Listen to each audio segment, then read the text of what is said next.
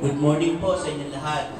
Purihin po ang Panginoon dahil mayroon po tayong isang malayang araw na tayo ay magpupuri at sasamba sa ating Panginoon. Nais ko po na ibigay po natin ang magkakataon ito na mayroong kagawikan bilang paghahanda po sa pagsamba sa ating Panginoon.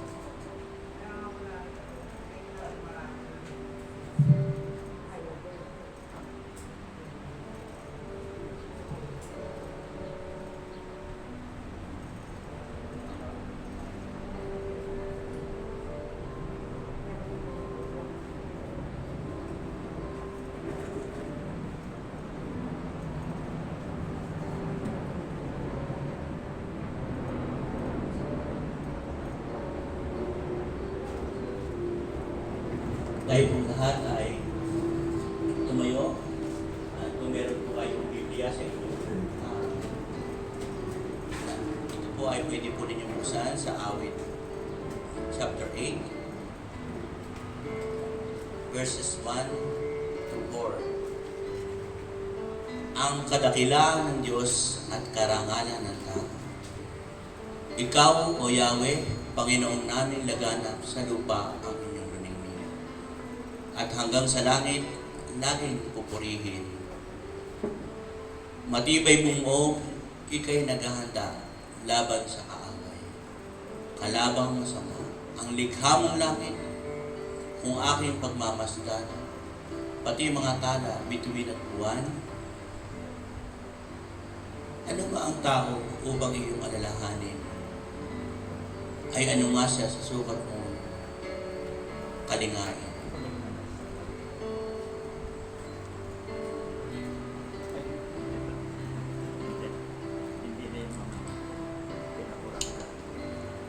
Let's sing How Great Thou Art.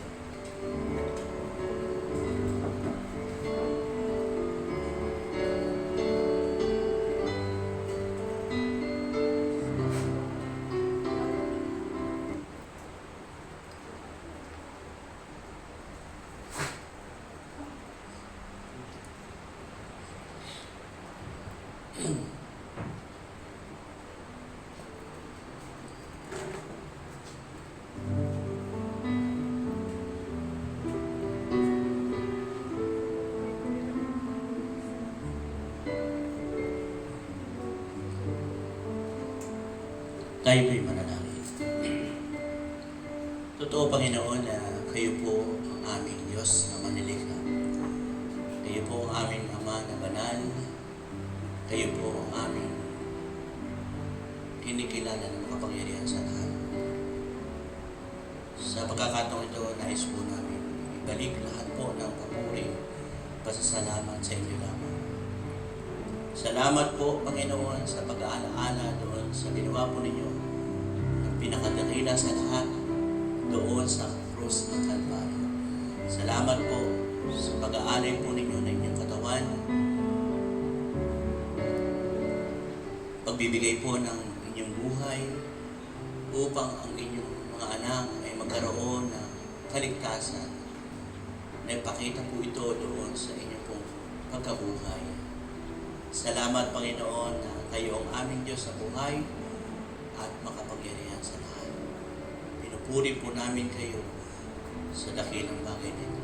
Panginoon, sa umagang ito, sa aming pagsamba sa inyo, nais po namin na kayo ang isang mamuna. Buksan po ninyo ang aming mga puso, aming pandinig, ang aming kaisipan. Makita po namin ang kabutihan at kabanalan ng aming Panginoon. Anumang salita ang aming maririnig, ito po ay maging pagpapala sa amin at magamit po namin sa pang-araw-araw namin pumubuhay. Kaya hindi naman, Panginoon, maging pagpapala po kami sa mga tao na aming makakasalamuhan sa bawat araw. Sa inyo po, Panginoon, ang kapurihan at pasasalamat sa pangalan po ng aming Panginoon Jesus. Amen. Ihanda po natin ang ating mga sarili sa pagpupuri sa Panginoon. Huwag po tayong mahiya. Buksan po natin ang ating mga bibig sa pag-awit. Gamitin po natin ang ating mga kamay sa pagpalakpak bilang pagpupuri at pagsamba sa ating Panginoon.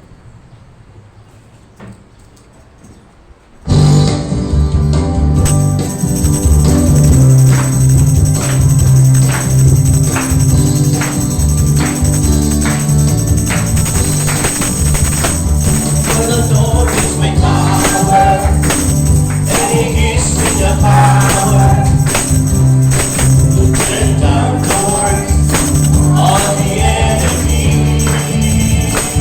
He that gives me the power,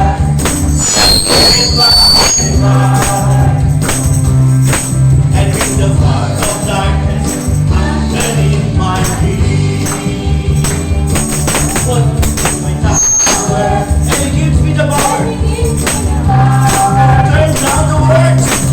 Turn down the works of the enemy. In the deep of the church, He will crush the devourer. And with the fire of darkness, underneath my feet. Blessed be the name. Blessed be the name of the Lord. Blessed be the name of the Lord. Blessed be the name of the Lord. Most high. Blessed be the name. Blessed be the name of the Lord. Blessed be the name of the Lord. Blessed be the name of the Lord. Most high. The name of the Lord. The name of the Lord is a strong tower. The righteous are into it, and they are saved. The name of the Lord is a strong tower. The righteous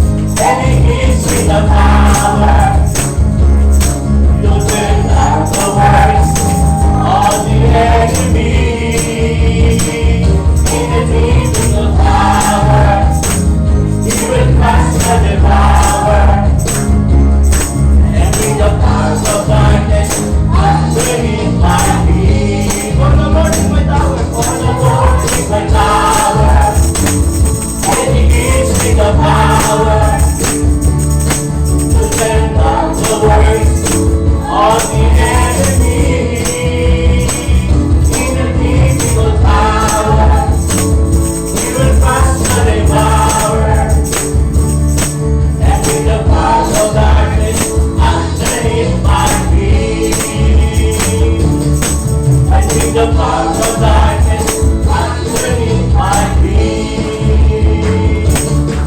I see the cloud of darkness underneath my feet.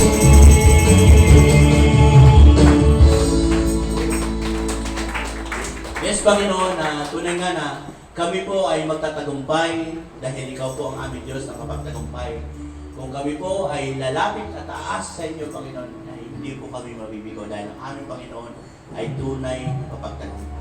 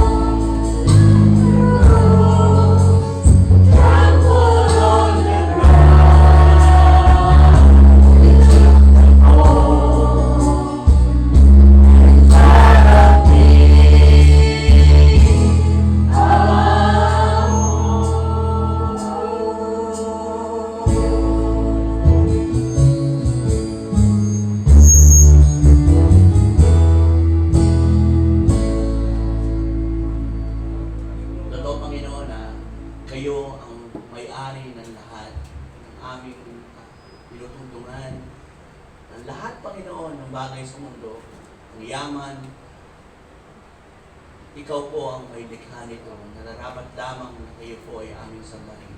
Maraming salamat po sa inyo pong kapangyarihan, pag-ibig, ibigay sa amin. Sa pangalan po ng aming Panginoon Jesus. Amen. Kayo po lahat ay mga kaupunan.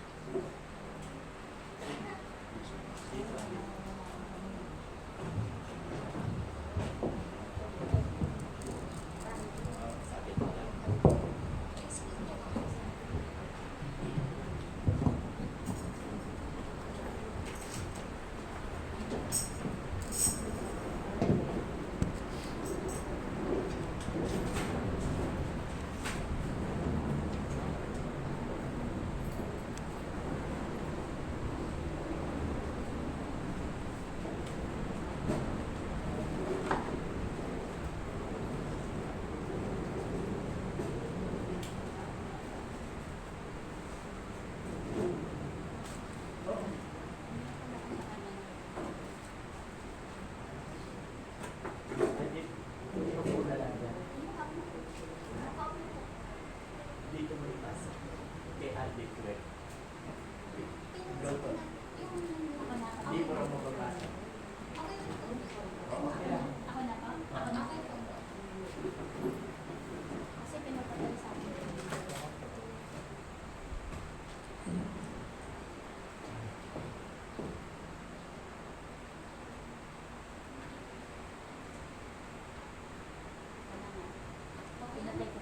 So, ang kakantahin ko po ngayon ay written based on Psalm 145. Praising God for who He is and what He does. The Lord is gracious and full of compassion, slow to anger and great in mercy. The Lord is good to all, and His tender mercies are over all His works. Let me loose. Is that your head down? Yeah, you're in the mood. Oh, to come around. There's something in the air, something different about that song.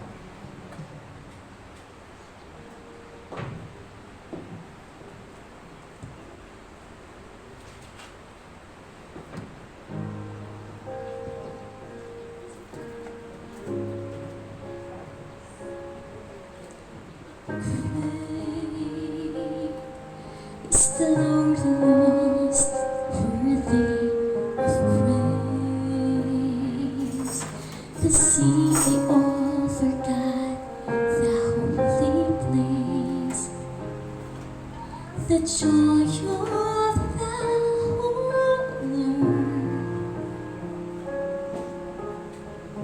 Pwede po kayo makisabay kung alam niyo pang awitin na ito. Great is the Lord in whom we have the victory. He leads us against the enemy. We bow down on our knees.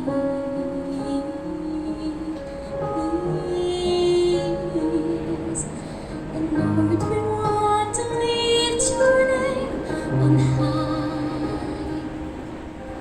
And Lord, we want to thank you for the works you've done in our lives.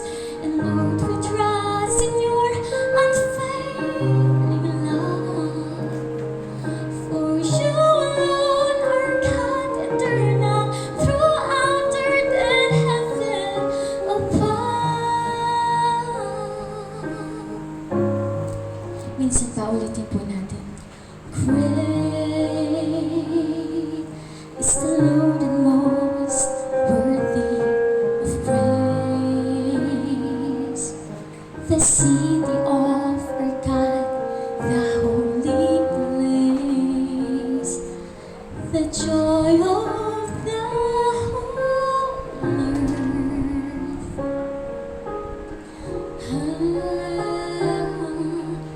Great is the Lord in whom we have the victory. He aids us against the enemy. We bow down on our knees,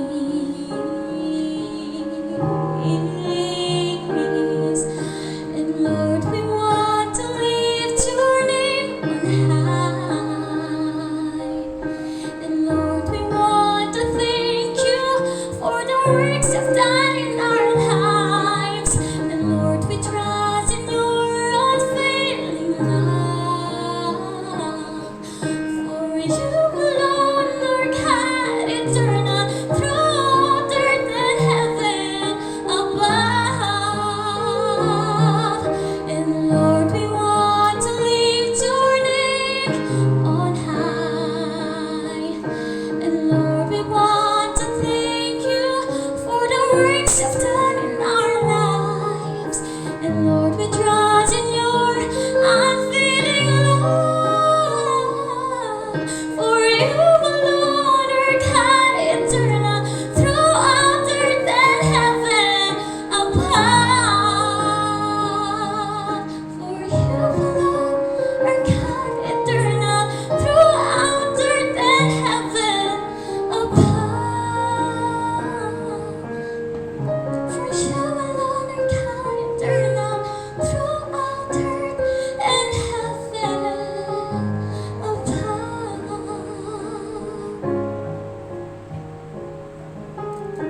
Sa Diyos po ang lahat ng kapurihan.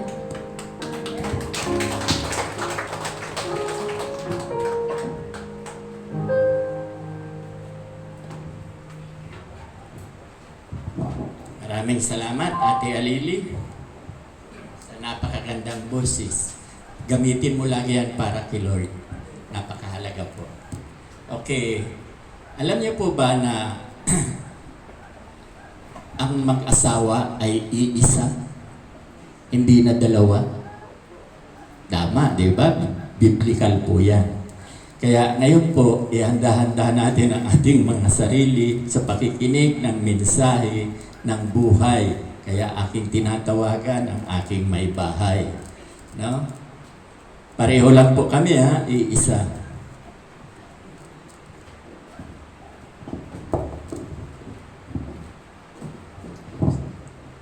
Thank you, Pastor, at thank you, Inaanak. Truly, God is our eternal God.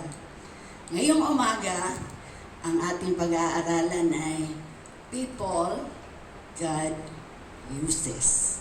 At ito ang ating verse na pagbubulay-bulayan. Tayo pong lahat ay tumayo.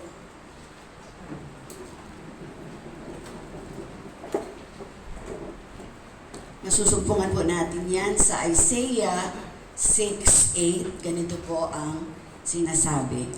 Then I heard the voice of the Lord saying, Whom shall I send? And who will go for us?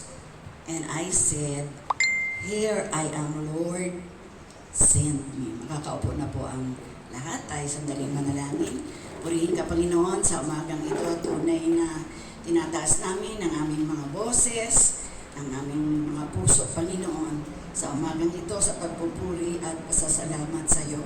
Nawa ko, Panginoon, magiging kalugod-lugod ang mga bahagi o mga parte ng palatuntunan, Panginoon, na ginaganap namin sa umagang ito upang ikaw ay patuloy na purihin, pasalamatan at sambahin sa Espiritu at sa katotohanan. Ito po ang aming sama-samang pananalangin. In Jesus' mighty name we pray. Amen. Pastor, pwede bang ang ventilador na initan ko?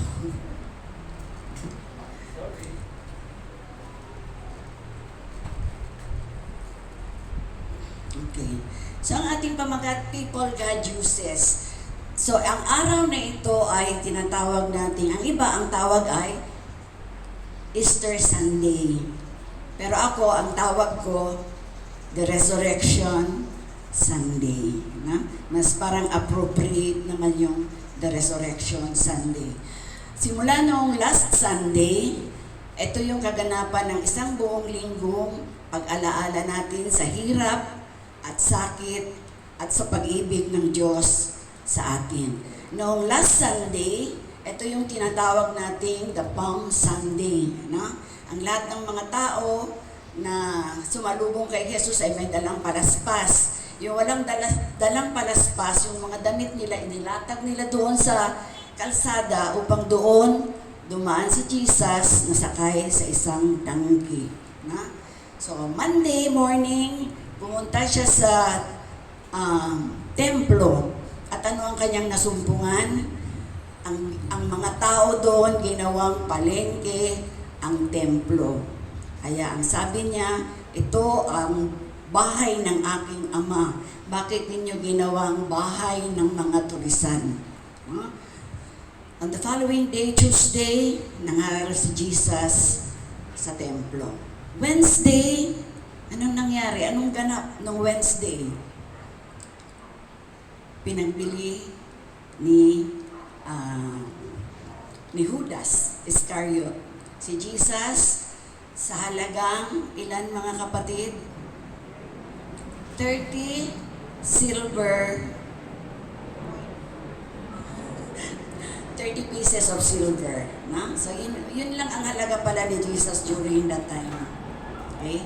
So Thursday, Monday, Thursday, ito yung the Last Supper, na? Ang huling hapunan bago siya mamatay kasama ang kanyang disciples, na? At makikita natin dito na hindi naman po sila kumain lang ng isda lang, no? Hindi sila nag-fasting. They were feasting. Actually, they were feasting, not fasting, no? At pagkatapos, dito makikita natin yung humility na ipinakita ng Diyos, yung the washing of the feet of the 12 disciples. Kasi ang sabi niya, you will never be a leader if you will not become a servant first. Na? So, Friday, ito na yung pagpapahirap sa kanya. Paglalakad niya, napasan-pasan yung napakabigat na krus at doon siya ipinako. Kasama ng 2 tulisan. Na? Saturday, walang ganap, tahimik. Dahil sabi nga ng iba, uy, patay si Kristo, huwag kayong masugatan dahil bawal. And early morning, this Sunday, pagpunta doon ng mga marites sa tomb o sa libingan, wala na ang katawan ni Kristo. He has risen. Na? Kaya dapat magalak tayo. Bakit parang lungkot na lungkot ang mukha ninyo? Although ito ay isang commemoration o pag-alaala lamang, dapat tayong magalak. Dahil kung wala si Kristo, ano tayo? Ang sabi nga, He died for us so that we may live. Sa ginawang pagbibigay ng Diyos ng dakilang pagmamahal sa atin, ano ang ating natamo? Kung tinanggap natin si Kristo bilang ating Lord and Savior, anong mga rewards na nare-receive natin? Una, material rewards, no? Peace of mind, at higit sa lahat, yung eternal life in heaven pagdating ng panahon. Sabi nga, pag may Kristo ka sa iyong puso, here on earth you experience heaven. No? Dito pa lang na-experience na natin ang heaven. Ha? Kaya sa umaga dito, what can we in return do for our Jesus Christ? Siya nagkaloob ng kanyang pag-ibig. Namatay siya sa krus, nabayubay, nasaktan, hinagupit, ipinahiya for the sake of His love for us. Ano ngayon ang ating ganti? Kaya, ang ating pamagat, people God uses. Sino dito ang nakabasa na sa buhay ni Gideon? Gideon. Wala? Makinig na lang kayo. Hindi nyo pa nabasa. Okay? So si Gideon, isang sa panahon nila, siya ang pangalawang hukom. Na? Who is Gideon? At yan ay mababasa ninyo. Mamaya po, pag-uwi ninyo, basahin niyo po Judges o sa Hukom 6, 1 to 30. Ang sabi dyan, Gideon was a champion of faith. Ano ang ibig sabihin pag sinabi natin champion of faith? Siguro napaka-laki ng kanyang pananampalataya. Okay. Sabi dyan, the most impressive thing about Gideon was that he wasn't impressive. Ibig sabihin, hindi siya evoking admiration through size, quality, or skill, grand, imposing, or awesome. Ibig sabihin, wala namang magaling sa kanya. Siguro hindi naman siya magandang lalaki. Hindi siya katangkaran. No? So walang impressiveness.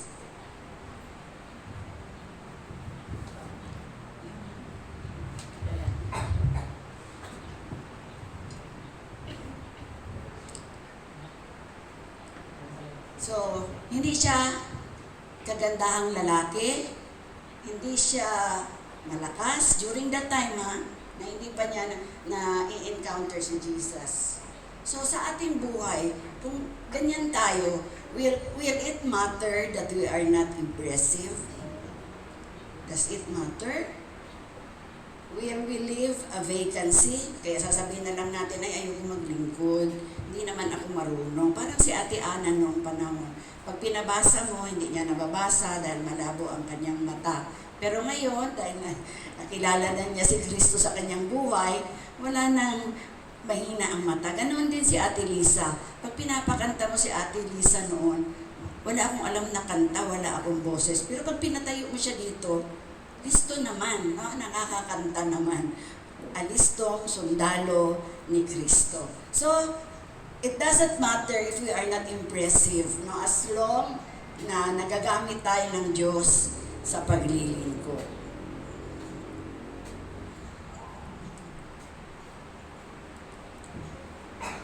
Sabi dito, mas impressive. Ang sabi pa dito, God used a common, ordinary man. God wants all of us to be part of a revival.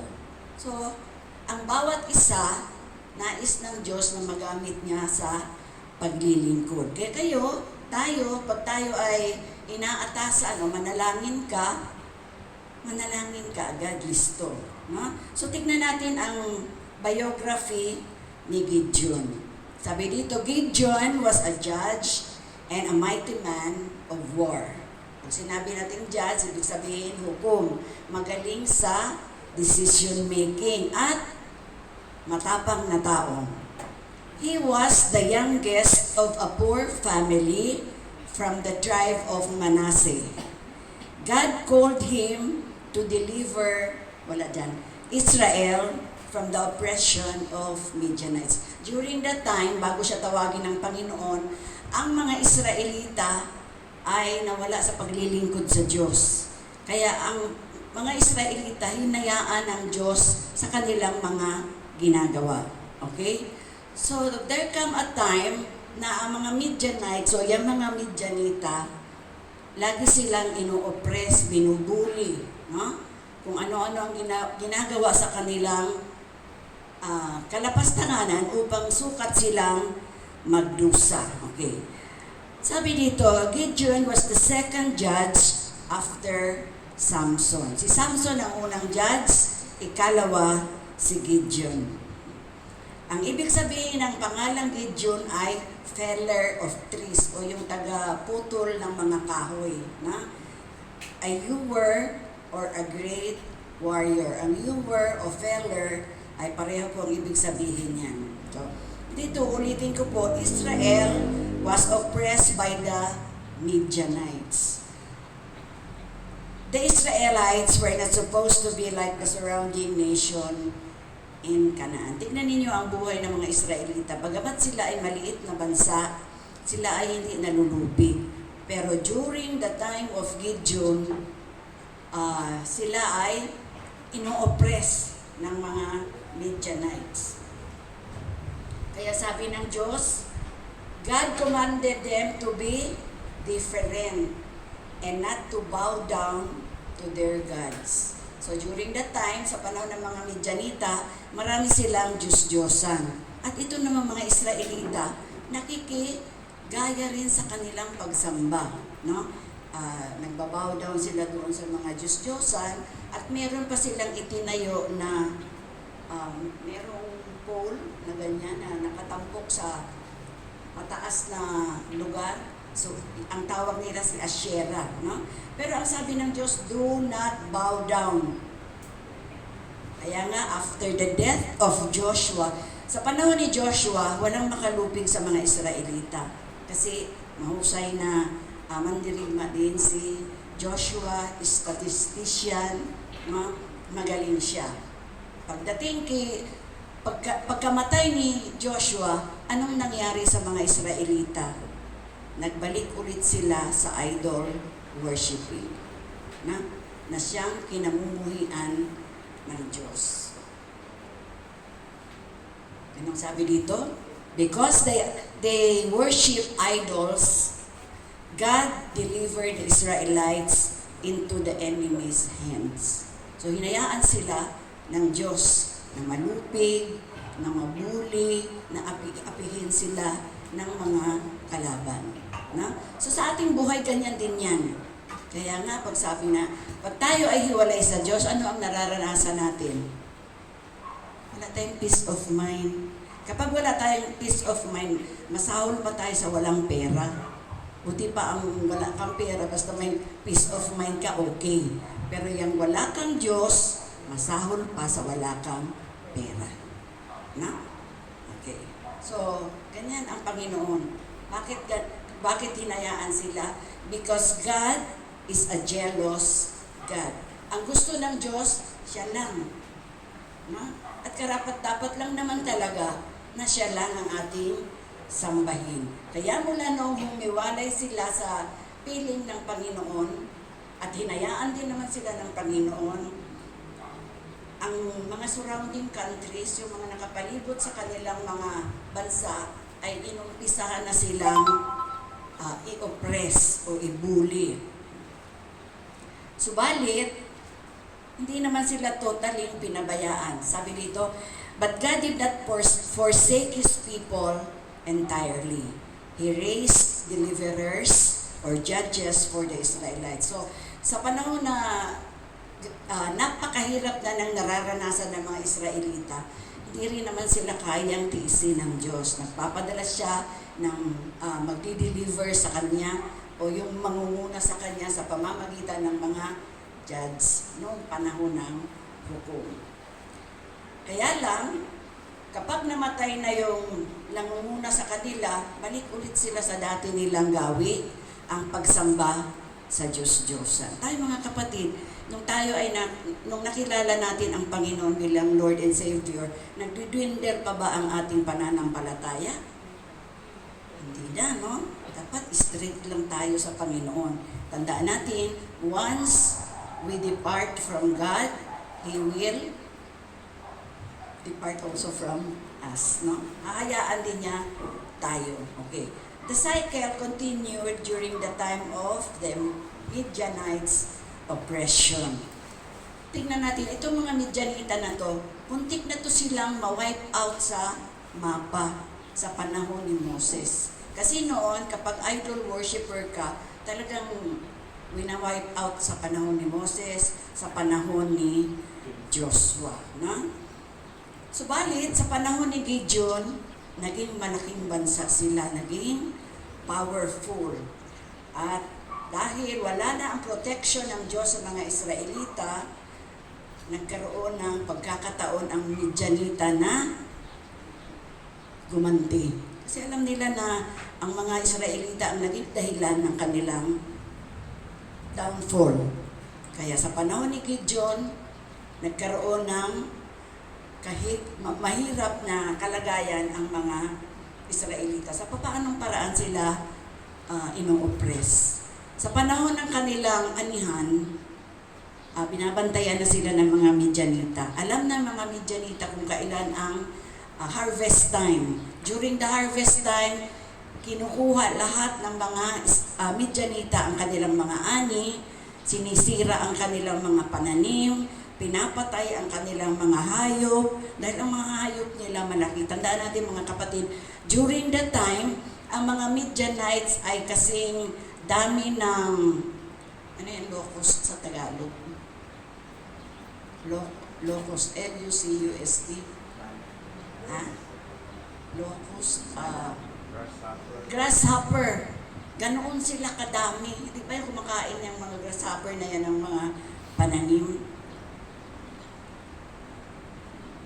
So ang nangyari, dahil ganoon ang ginagawa ng mga Midianites, ang mga Israelita ngayon ang nagtatago. Saan sila nagtatago? Sa mga walled cities, sa mga kuweba, at kung saan-saan pa na pwede silang magtago na hindi sila makita ng mga Midianites. Okay? So, after 7 years, pagkatapos ng 7 taon ng paghihirap, the Israelites confessed their sin and sought God's intervention. Ano ba ang kahulugan? Ano ba ang ano ang kahulugan ng 7? Meron ba nakakaalam anong ibig sabihin ng 7? Whether it is 7 years, 7 months, ibig sabihin, pag 7, perfect number. Na? Because God created and on the 7th day, God rested. Kaya ito yung ibig sabihin ng 7, perfection. No? Tandaan natin yan mga kapatid. Ngayon, meron namang dahil sila ay nag-confess ng kanilang mga kasalanan at hiniling nila ang pangunguna ng Diyos, tumugon ang Diyos. Sa ating buhay, ganito rin ba ang gusto natin? Maghirap tayo ng katakot-takot bago tayo humingi ng tawad, bago natin hilingin sa Panginoon na, Panginoon, patawarin mo ako. Meron naman palang madaling paraan para tayo ay alagaan ng Diyos, para tayo ay proteksyonan ng Diyos. Pero sa panahon ni Gideon, it took them 7 long years of oppression bago sila natauhan na, ay, Lord, kailangan ka namin sa aming buhay. Ha? Kailangan ka namin sa aming buhay. Tayo kasi, pag masarap ang ating kalagayan, nalilimutan natin ang Diyos. Naalaala lang natin ang Diyos kapag nahihirapan tayo. No? Yung bang lugmok ka na. Pero God, hindi naman tayo entirely forsaken by God. Bakit pinatagal ng mga Israelita ang kanilang paghihirap? Sapagkat gusto pa nilang may mangunguna sa kanila. No? Ayaw nila nang sila na lang ang magsikhay. Gusto nila ng tagapanguna o deliverer bago sumunod sa Diyos. Sa ganitong kaparaanan, tinawag si Gideon para manguna sa mga Israelites. So dito, the call of Gideon, Gideon, the son of Joash, was the man God chose to deliver Israel. So siya ang pinili ng Diyos para iligtas ang mga o pangunahan ang mga Israelita. Na? During the wheat harvest, Anton, ano yung wheat sa Tagalog? Trigo pala, trigo. No? Pag-harvest ng mga trigo, nagtago si Gideon sa pigaan ng mga alak. Yung mga grapes, di ba, pinipiga yan para maging alak. Nagtago siya doon dahil alam niya, lulusubin na naman sila ng mga Midianita. So, habang tinitrash niya yung grapes, the Lord appeared to him and commissioned him to fight the Midianites. Kung halimbawa kayong mga kabataan, one day sasabihin sa iyo, maririnig nyo ang tinig ng Diyos na magsasabi, "Oy, ikaw Daniela, pangungunahan mo at makikiayon ka sa worship team." Ano ang sasabihin mo, Daniela? No? At sabi ng Diyos sa kanya, the Lord said unto him, go in this might of yours. Lakad. No, lumakad ka, manguna ka. Gamitin mo ang iyong natatanging lakas. And you will save Israel from the hands of Midianites. So, anong ginawa ni Gideon? Tulad ni Daniela, ang dami niyang alibay. No? Parang si Moses. Nung tinawag si Moses, ano ang sabi ni Moses sa Diyos? Ay, hindi ako marunong magsalita, Panginoon. Ganito rin yan. Tayo ganyan din, di ba? No?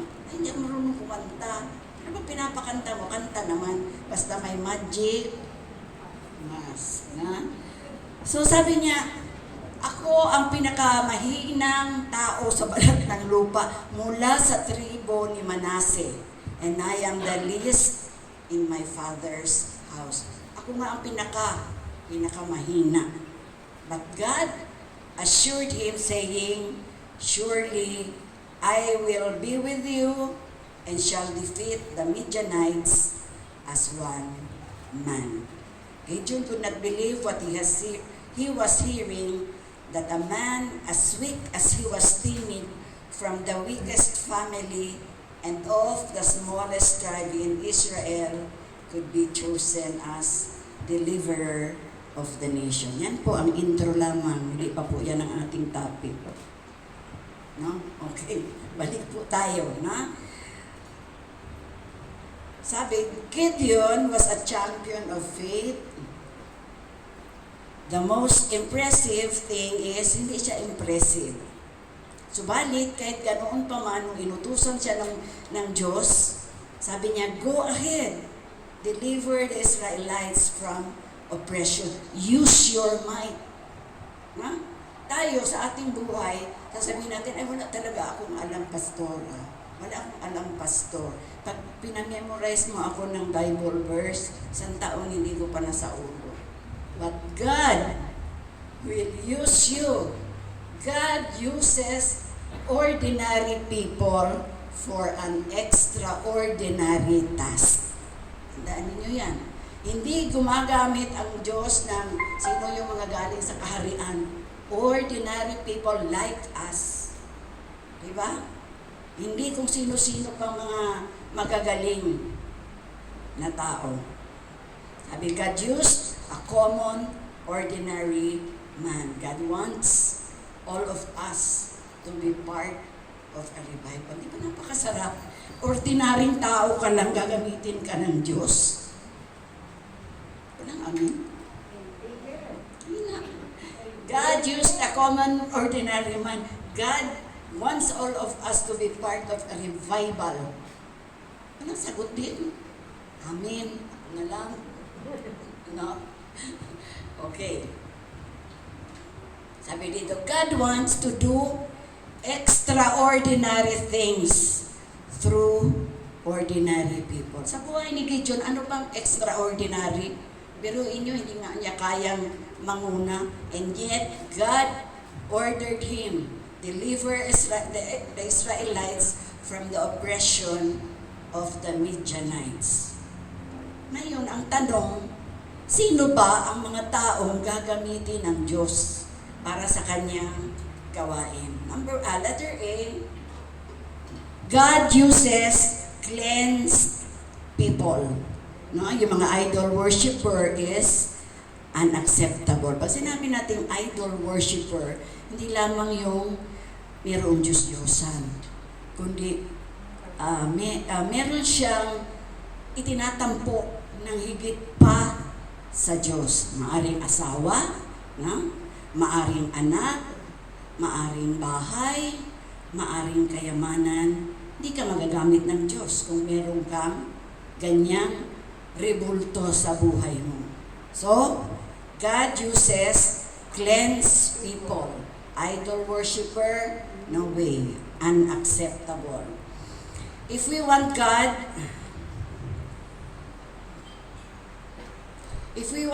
to use us, we have to remove the idols. Kung ang idols natin ay anak, huwag naman nating patayin. Ang ibig lamang sabihin, remove the idols. Higit nating pahalagahan ang Diyos kaysa sa mga mahal nating ito.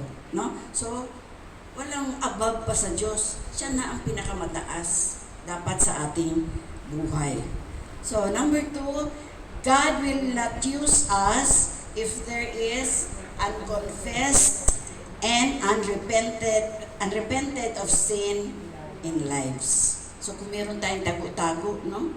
Nag-aaltar call na ang pastor, wala pang lumalapit dahil meron akong tinatago ditong kasalanan.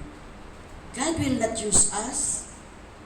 Sa akala nyo ba maitatago natin ang mga kasalanan natin sa Diyos? Hindi. God sees our heart. Tinitignan ng Diyos ang laman ng ating puso. Hindi yung ating pagkatao. Hindi yung personality natin. God sees our heart. At yun ang babaguhin ng Panginoon. Sabi nga sa Ezekiel, bibigyan kita ng bagong puso, ng malambot na puso. Yan ang ipagkakaloob ng Diyos sa atin kung tayo ay mag-confess, mag-repent sa lahat ng ating kasalanan. Hindi natin makakamit ang kapatawaran ng ating mga kasalanan sa paggawa ng mabuti. Na? Good works, hindi yan pwedeng itumbas sa mga kasalanan na nagagawa natin. Ang lahat ng ginagawa nating mabuti ay nagsisilbing maruming basahan lamang sa paningin ng Diyos. Ang Diyos lamang ang nagkakaloob ng kapatawaran sa ating mga kasalanan kung ipapahayag natin ito sa Kanya at humingi ng tawad ng buong puso. Tandaan natin mga kapatid, hindi natin kayang dayain ang Diyos. God sees our heart. God is aware of our needness. Alam ng Diyos ang ating mga kailangan. Na? Huwag kayong antukin. Naantok na yata kayo. God always sees the best in us. Ano ang nakikita ng Diyos sa atin? Yung ating kahinaan? No. Sa buhay ni Gideon, sabi niya, use your might. No? God sees the best in us. Meron palang mapipiga na mabuti sa atin kung willing tayong mag-submit sa Panginoon. Better muna. God uses courageous people. Sabi sa Hukom 6:12, nilapitan siya ng anghel ni Yahweh at sinabi sa kanya, sumainyo si Yahweh, matapang na bayani. Na? Sino dito ang matapang? Sino matapang? Wala matapang sa paglilingkod sa Panginoon. Amen. Yun yung tapang na sinasabi, hindi makikipag-away, no? Matapang. Kasi sasabihin ng Panginoon, sumainyo si Yahweh, matapang na bayani. So, bayani pala in our small ways. Sabi dito, God called Gideon a man of valor or courageous. Ibig sabihin, siya ang tingin sa kanya ng Diyos, siya ay matapang, malakas ang loob. Okay. After gathering an army of 32,000, God told Gideon to have the men who were afraid to go back home.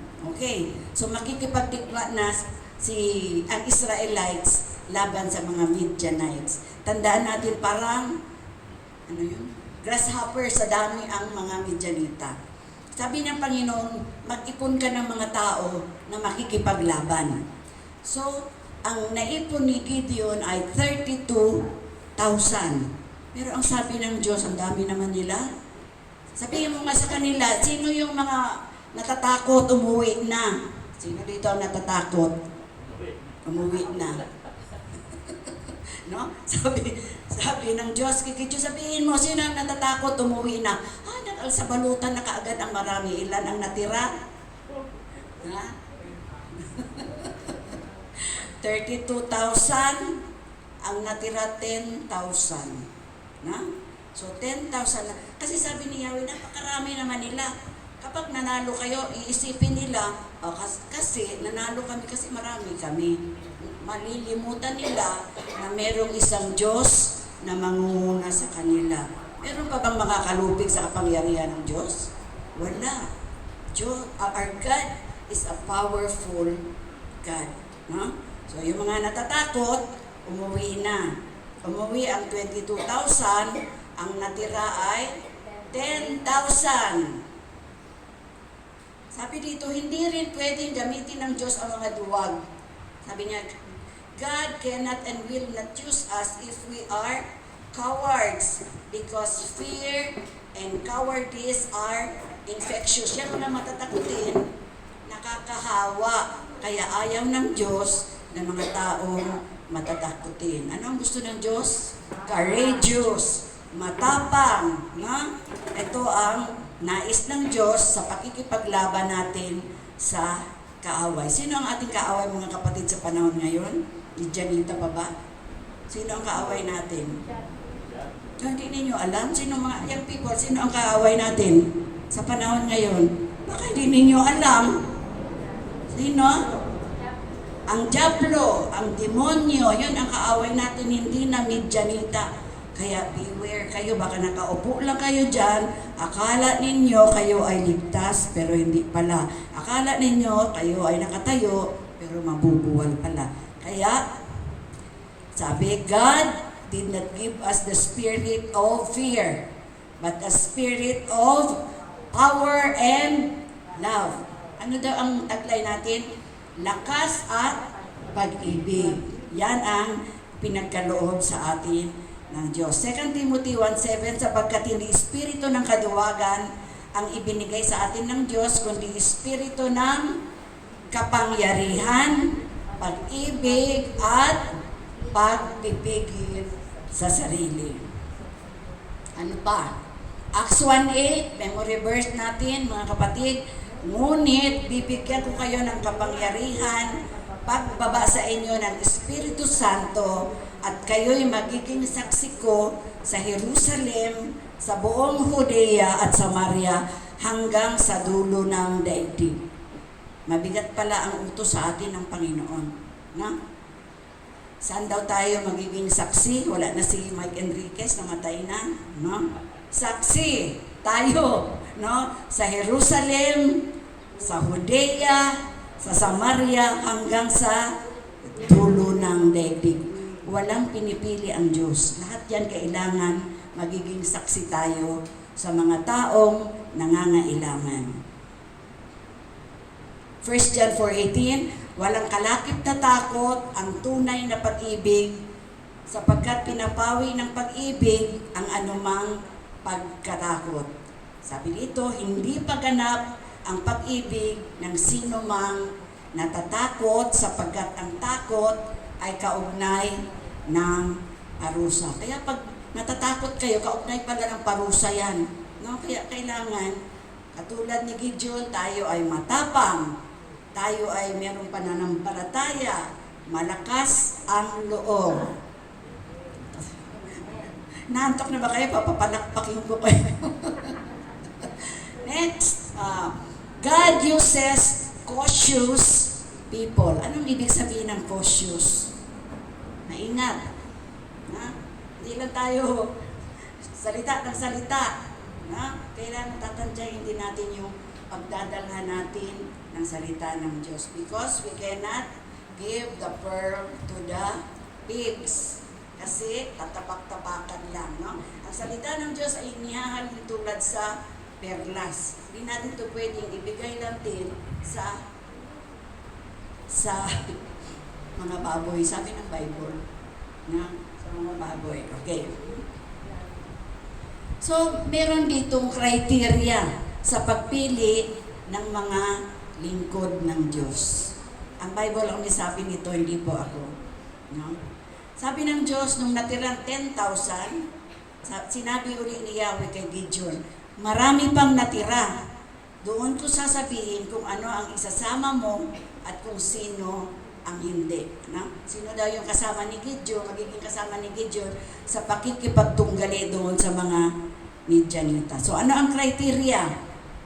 Sabi dito, pagdating nila sa batis, sinabi ni Yahweh, ibukod mo ang lahat ng sasalok ng tubig sa pamamagitan ng kanilang palad. Ganyan, no? at iinom na parang aso. Yung ganyan lang. Ha? Gayon din ang luluhod sa pag-inom. So, tatlong criteria. No? Una, titignan daw kung sino yung sa palad iinom, yung luluhod, at yung diretso na lang sa tubig. Okay. Na parang aso. Ang sumalok o ang nagwagi ay ilan? 300 lamang. At yung iba ay lumuhod upang uminom. Sabi ng Diyos, 300 lamang, pauwiin mo na yung iba. Na? Ibig sabihin, hindi sila karapat-dapat sa pakikipagdigma during that time. So, umuwi na nga sila.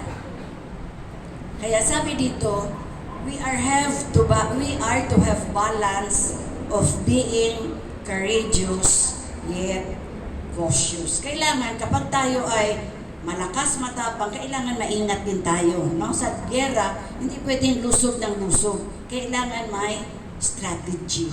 No? Katulad ng ginawa ni Gideon sa kanilang pakikipaglaban. O paano tayo magiging cautious? Sabi sa 1 Peter 5:8, humanda kayo at magbantay. Ang dyablo ng kaaway ninyo ay parang leyong umaatungal at aali-aligid na humahanap ng masisila. Okay, matulog mga kapatid, ang dyablo ay umaali-aligid, na naghahanap ng masisila. Okay? So, ano ang dapat natin gawin? Be courageous yet cautious. Kaya sabi, kaya't laging handa tayo sa lahat ng oras. Lagi ninyong idalangin na magkaroon tayo ng lakas upang makaligtas sa lahat ng mangyayaring ito at makaharap sa anak ng tao. Okay? So, another thing is, sin is often an unexpected opportunity in an unprotected life and undetected weakness. Ito yung kasalanan, hindi natin ini-expect yung mga oportunidad na tayo ay nahuhulog sa pagkakasala, hindi rin natin napoprotektahan ang ating buhay, at hindi rin natin nadidetect ang ating mga kahinaan. Kasi kampante tayo. Kasi iniisip natin, lagi naman akong nasa church. Lagi akong kumakanta para sa Panginoon. Sabi, be courageous yet cautious. Letter F, God uses a confident people. Ang ibig sabihin ng confident, an inner knowing that God is always present and that no one is never alone. Hindi ba natin kasama ang Diyos, mga kapatid, all the time? Wala na, natulog na yata mga kapatid ko. Kasama natin ang Diyos all the time. Hindi niya tayo iniiwan. Hindi niya tayo pinapabayaan. No? Gaano ba kalayo ang Diyos sa atin? Lakasan mo. Malapit. Isang panalangin. Isang panalangin lamang ang layo ng Diyos sa atin. So why waste time? Pwede naman natin siyang tawagan anytime. Sa Jeremiah 33:3, ito yung open line ng Panginoon. Pwede natin siyang tawagan anytime, anywhere, any place. No? So ano ang dapat nating ikatakot?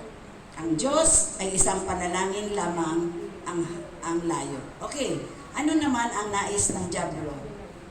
Ito yung pag-asa ng dyablo na hindi alam ng mga nagsisimba ang kanyang pwesto kay Kristo. The devil hopes that we never understand who we really are in Christ. Who are we in Christ? John 1:12. John 1:12. Sino nakakasaulo? Subalit ang lahat ng tumanggap at nananalig sa Kanya ay binibigyan niya ng karapatang Salamat po, Pastor. No? Ano daw tayo? Ano ang ating posisyon sa paningin ng Diyos? Anak tayo ng Diyos. Bukod sa anak tayo ng nanay natin at tatay natin, anak tayo ng Diyos. So yan ang ating posisyon. Pero, ang sabi, the devil, hope, umaasa ang diablo na hindi natin alam yung ating posisyon. Kaya mag-ingat tayo, mga kapatid. Sabi dito, even if we are just a piece of barley bread, ibig sabihin ng barley bread, mga mungok na lang yan. God can and will still use us. Walang pinipili ang Diyos kung sino ang gagamitin niya. Kaya lang, mag-ingat din tayo, we must check ourselves that we don't have a second-hand religion. Ano yung ibig sabihin ng second-hand religion? Ha? Bagong kulto ba yan? Bagong samahan? Pag sinabi natin second-hand religion, kung ano yung narinig natin, bawal pala kumain ng karne sa pagmahal na araw. Naniwala na kaagad tayo. Samantalang si Jesus, feasting, hindi naman nag-fasting. Sabi nila bawal daw, maraming bawal. Kaya dapat maging alerto tayo. We should know the foundation of our faith. Paano natin malalaman na meron tayong matibay na pundasyon sa Panginoon? Read your Bible, attend Bible studies, pray every day, and you will grow, and grow.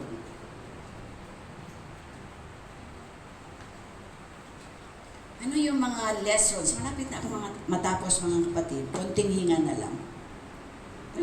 Malapit na rin pala ako. Nagagalit na si Pastor. Malapit na maganyan. Lessons learned from the life of Gideon. Number 1, when God first chose him, nung una siyang pinili ng Panginoon at nung una siyang nakita ng Panginoon, he was weak, doubtful, discouraged, inexperienced, and afraid. Anong ginawa ng Diyos? But God shaped him into a leader who was confident, humble, strong, and understanding. With faith in God, even our weaknesses can turn into strength. No? Yung ating kahinaan ay pwedeng gawin ng Diyos na maging kalakasan natin instead of limiting us. God can shape us if we are willing to take one small step of faith at a time. No? Kaya nga, read your Bible, pray every day.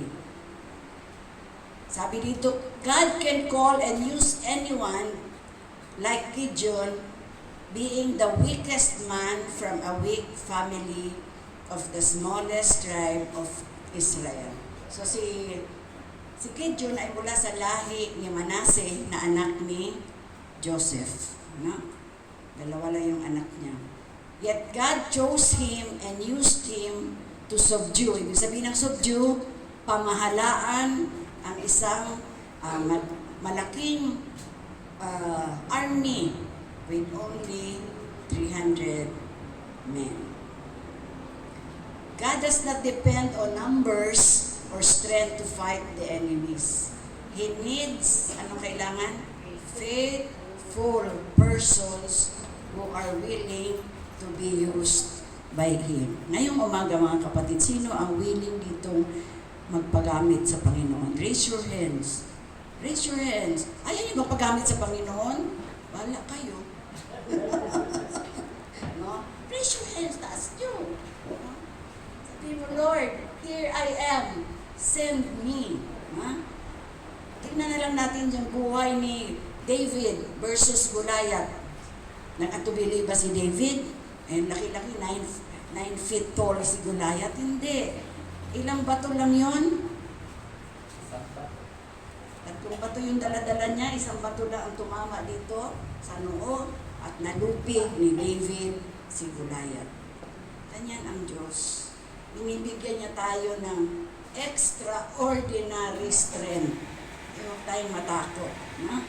So let us follow the life of Gideon, who was a discouraged and a poor person, but God took him step by step until he became a courageous, passionate, and empowered leader. In conclusion, when you are filled with the Holy Spirit, you will have the assurance that God can use you, and you will find that you are unusually courageous.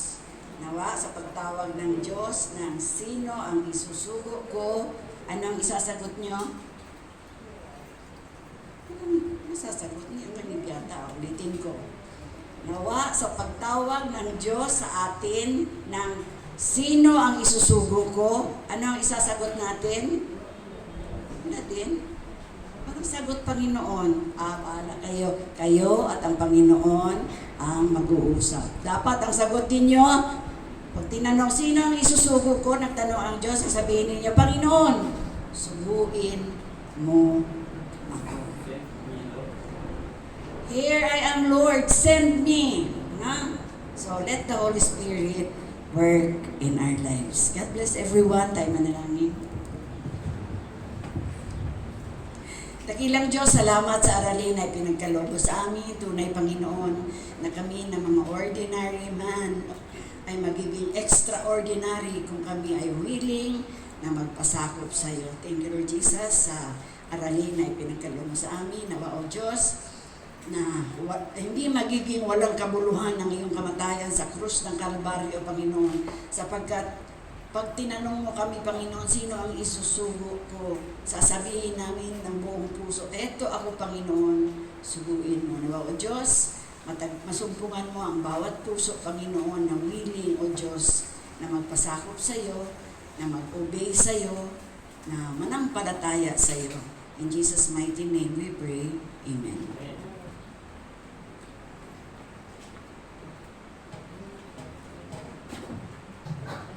Sa pagkakataon pong ito, ihanda po natin ang ating mga kaloob sa Panginoon.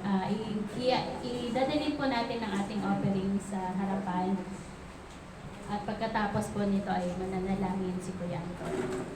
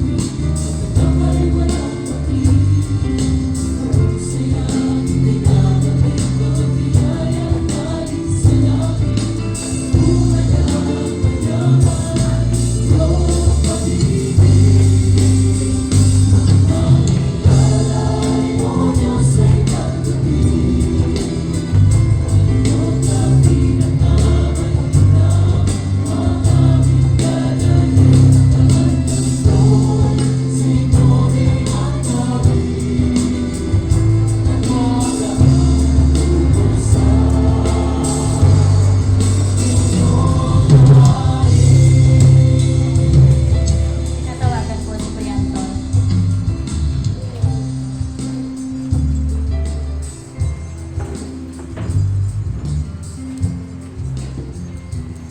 Tayo manalangin. Dakilang Diyos, maraming salamat, Panginoon, sa pagkakataong ito na kami makapagkakaloob sa inyo, Panginoon. Ama, batid niyo ang kalalagayang pinansyal ng bawat isa sa amin, Panginoon. Ikaw, Panginoon, ang nakakabatid, Panginoon, kung ano ang aming mga pangailangan, O Diyos. Dalangin namin, O Diyos, na pagpapalain niyo kami, Panginoon, at ihuhulog niyo sa amin, Panginoon, ang mga pagpapala, O Diyos. At lahat ng aming pangailangan, Panginoon, ay iyong isusupply, Panginoon. Lord, maraming salamat. Hayaan mo, Diyos, na ang bawat isa sa amin ay may kakayahan na magkaroon ng ihahandog sa inyo at ibabalik sa inyo, Panginoon. Maraming salamat. Pagpalain niyo po ang bawat nalikom na salapi, Panginoon, magamit lamang sa ikalalakas at uunlad ng inyong panambahan, Panginoon. At maraming kaluluwa, Panginoon, ang maabot ng mga salaping ito, Panginoon. Maraming salamat, Ama. Ito po ang aming samot na lamang sa pangalan ni Jesus. Amen.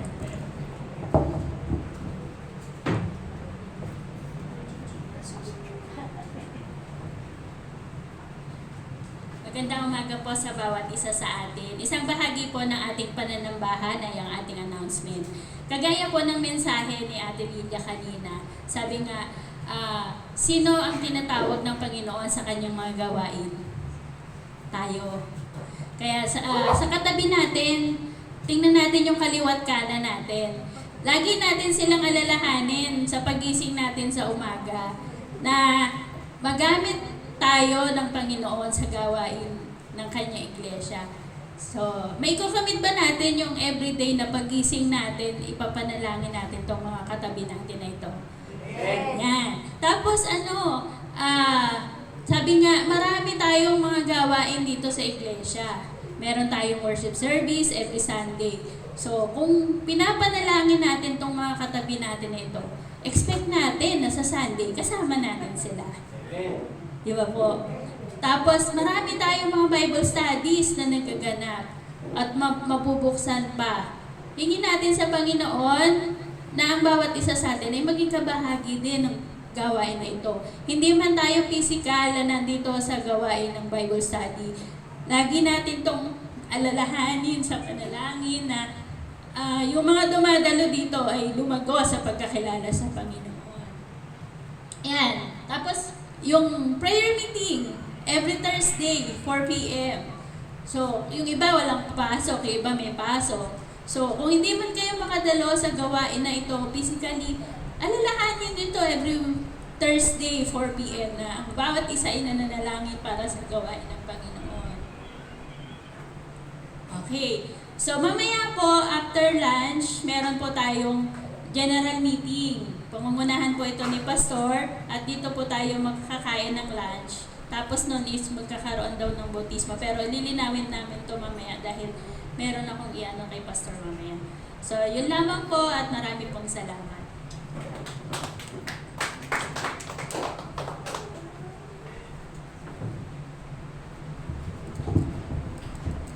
Inaanyayahan po tumayo ang kapulungan. Tayo po ay manalangin. Ama naming Diyos na makapangyarihan sa lahat, marami pong salamat at muli ay tinipon mo kami sa damong ito upang kami po ay sama-samang magpuri, magpasalamat at sambahin ka po namin sa Espiritu at katotohanan. Lord, maraming salamat din po sa mga pagpapala, patuloy po ninyong pinadadaloy sa bawat isa sa amin. At maraming salamat din po sa mensahe ng buhay na aming narinig sa umagang ito. Tunay nga po, Lord, nawa ay gamitin mo kaming lahat sa ikalalago ng iyong iglesia. At tama po na dapat alisin po namin ang takot dahil sapagkat ang takot ay wala pang nangyayari na paparusahan ka na dahil sa takot. Kaya patuloy po akong lumalapit sa inyo, Lord. Marami po kaming mga negosyante sa dakong ito.